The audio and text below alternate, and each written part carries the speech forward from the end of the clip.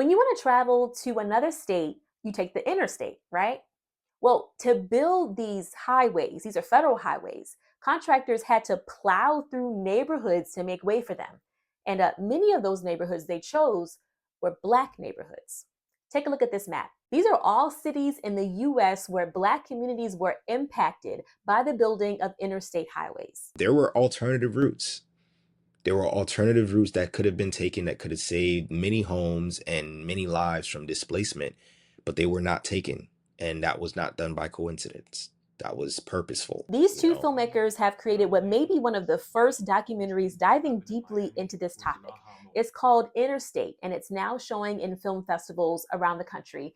In fact, they just received an audience award from a festival in Baltimore. They spent about a year filming in 5 different cities, hearing stories from people whose neighborhoods and towns were divided and dismantled through this process in the 50s, 60s, and 70s. They sought out the red line districts, the Black neighborhoods, to target. So this happened in almost every major city in the US, but the film focused on Miami, New Orleans, Baltimore, Minneapolis, and Montgomery. And from what we discovered, the interstate highway system was a sort of payback for the civil rights movement. That while these horrible laws, these Jim Crow laws, were being overturned across the country, the government was actually baking in segregation through physical barriers. So you may be wondering, how was the federal government able to do this? Well, through eminent domain. It's a law that says that the government can take private property for public use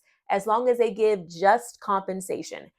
Even though during the interstate construction, people were given checks that were well below property value for their homes. But this same government power, which is rooted in the Fifth Amendment, has allowed cities like New York to uproot Black families to build Central Park, and right outside DC to build the Dulles Airport. And eminent domain is still legal today. I'm Shanae Williams. For more stories like this, head to wordinblack.com and follow us for more.